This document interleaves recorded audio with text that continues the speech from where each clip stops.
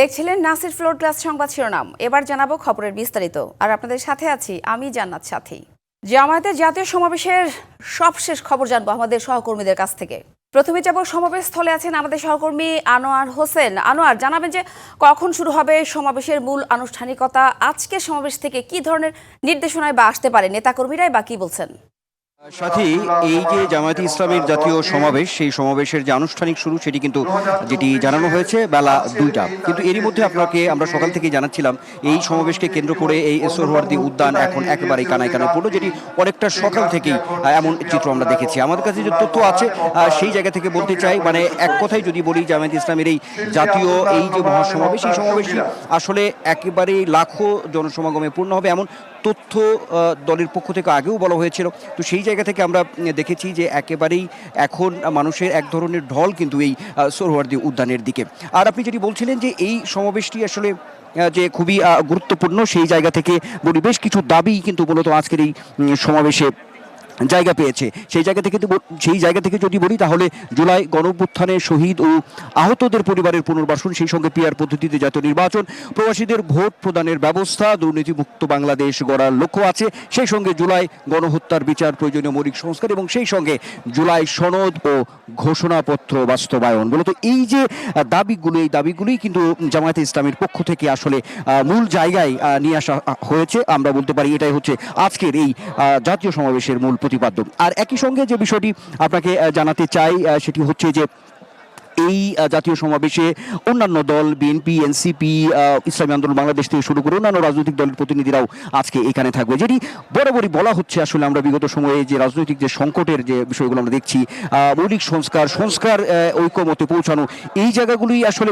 অন্যতম একটি জায়গা পাবে। বারবারই রাজনৈতিক দলের পক্ষ থেকেও বিভিন্ন রাজনৈতিক দলও কিন্তু বলছে যে এই যে অবস্থাটি চলছে তাতে করে ঐক্যমত্য অর্থাৎ ঐক্যবদ্ধ হওয়ার আসলে কোনো বিকল্প নেই। তো সেই জায়গাগুলো মোটা দাগে যদি বলি, তাহলে সাথে বলতে হবে যে অবশ্যই যে ঐক্যবদ্ধ হওয়া, অর্থাৎ একরকম একটা জাতীয় ঐক্যের মধ্যে পৌঁছালেই এই সংকট সমাধান হবে, এরকম একটি বড় ধরনের বার্তা আজকে এই সমাবেশ থেকে, জামায়াতে ইসলামীর জাতীয় সমাবেশ থেকে আসবে এমন একটা প্রত্যাশা আছে। আমরা আরও জানাতে চাই, সাথে আমাদের সহকর্মী আছেন শাহবাগ থেকে শুরু করে টিএসসি এলাকার যে অবস্থা, অর্থাৎ সোহরাওয়ার্দী উদ্যানের বাইরের যে পরিস্থিতি, সেই পরিস্থিতি জানবো সহকর্মী ইকবাল অনেকের কাছ থেকে। আমরা চলে যাবো ইকবাল অনেকের কাছে।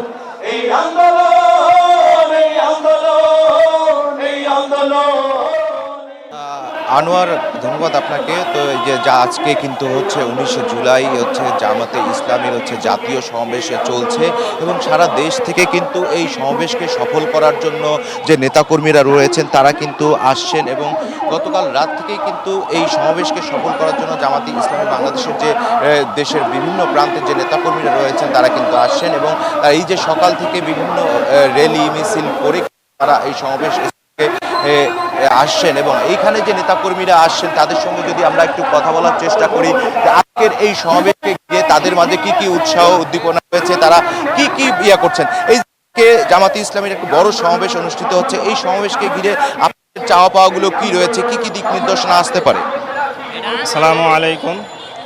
আমাদের চাওয়া যে আল্লাহর দিন, আল্লাহর দেশে আল্লাহর আইন কায়েম হবে, এটাই আমাদের চাওয়া। এবং আমাদের চাওয়া একটা চাওয়া যে যত ইসলামী দল আছে সব ঐক্য হয়ে যাতে সরকার গঠন করতে পারে এবং আল্লাহর আইন যাতে কায়েম হয়। ধন্যবাদ। এই যে শুনছিলেন যে নেতাকর্মীরা আসছেন, তারা কিন্তু বলছেন যে দীর্ঘ সময়ের যে একটা অবসান ঘটেছে, বৈষম্যহীন বাংলাদেশ গড়ার একটি সময় এসেছে, সেই লক্ষ্যে কিন্তু তারা আজকের এই সমাবেশ থেকে বিভিন্ন দিক নির্দেশনা নেবেন যাদের যে নেতাকর্মীরা এসেছেন তাদের কাছে। আজকের এই সমাবেশে কিন্তু 7 দফা দাবি নিয়ে কিন্তু এই মঞ্চে জামাতে ইসলামের যে কেন্দ্রীয় নেতারা রয়েছেন তারা কিন্তু বক্তব্য উপস্থাপন করবেন। তারা কিন্তু বলছেন যে এই নির্বাচন, গঠনমূলক একটি নির্বাচন অনুষ্ঠিত হওয়ার জন্য যথাযথ সংস্কারের কথাও বলবেন এবং সেই সাথে হচ্ছে যে জুলাই আগস্ট সহ যে এ পর্যন্ত যে গণহত্যাগুলো হয়েছে সেগুলোরও বিচার দাবি করবেন এবং পিআর পদ্ধতিতে নির্বাচনের দাবি করবেন এবং এই সর্বোপরি হচ্ছে বাংলাদেশের মানুষ দীর্ঘ সময় যে বৈষম্যহীনতায় ভুগছেন এবং এইবারের এই জাতীয় নির্বাচনকে কেন্দ্র করে যাতে এই নির্বাচন একটি সফল এবং সুষ্ঠু নির্বাচনের মাধ্যমে দীর্ঘদিনের মানুষের যে চাওয়া রয়েছে একটি বৈষম্যহীন বাংলাদেশ গড়ার, সেই বাংলাদেশ গড়ার প্রত্যয়ে কিন্তু তারা আজকে জামাতে ইসলামের কেন্দ্রীয় নেতারা বক্তব্য দেবেন। তো সাথী, এই ছিল আমার কাছে হচ্ছে জামাতে ইসলামের সমাবেশ এলাকা থেকে সবশেষ তথ্য। ধন্যবাদ ইকবাল। এনসিপির জুলাই পদযাত্রা আজ যাচ্ছে কক্সবাজার ও বান্দরবান জেলায়। দেশি করতে তরুণদের রাজনৈতিক দলটি পর্যায়ক্রমে পথসভা করবে চট্টগ্রাম বিভাগের 5টি জেলায়। এর মধ্যে এনসিপি নেতাদের বরণ করতে প্রস্তুত সমুদ্র শহর কক্সবাজার। দলটির আহ্বায়ক নাহিদ ইসলাম সহ কেন্দ্রীয় নেতারা কক্সবাজার থেকে শুরু করবেন আজকের কর্মসূচি। জেলার কেন্দ্রীয় বাস টার্মিনাল এলাকা থেকে দিনের শুরু হয়ে শহরের প্রধান সড়ক ঘুরে পাবলিক লাইব্রেরি ও ইনস্টিটিউটের শহীদ দৌলত ময়দানে যাবে। সেখানে হবে সংক্ষিপ্ত জনসভা। এরপর পদযাত্রা যাবে বান্দরবানে। আজ ভোর 6টা থেকে রাত 8টা পর্যন্ত কারফিউ শিথিল রয়েছে গোপালগঞ্জে। ফলে স্বাভাবিক গতি আসতে শুরু করেছে সেখানকার জনজীবনে। সকাল থেকেই নানা প্রয়োজনে বাইরে এসেছে লোকজন। খুলতে শুরু করেছে দোকানপাট ও ব্যবসা প্রতিষ্ঠান। 3 দিন পর বাইরে যেতে পারে স্বস্তিতে সাধারণ মানুষ। পরিস্থিতি স্বাভাবিক হোক এই প্রত্যাশা তাদের। এদিকে রাতভর গ্রেপ্তার অভিযান চলেছে গোপালগঞ্জের বিভিন্ন এলাকায়। পুলিশের দায়ের করা সন্ত্রাস বিরোধী 3 মামলায় সহস্রাধিক আসামি করা হয়েছে। হামলার ঘটনায় জড়িত কাউকে ছাড় দেওয়া হবে না বলে জানিয়েছে পুলিশ। গত 16 জুলাই গোপালগঞ্জে সমাবেশ করতে গিয়ে হামলার শিকার হন এনসিপির নেতারা। পরে পরিস্থিতি নিয়ন্ত্রণে আনে আইন শৃঙ্খলা বাহিনী।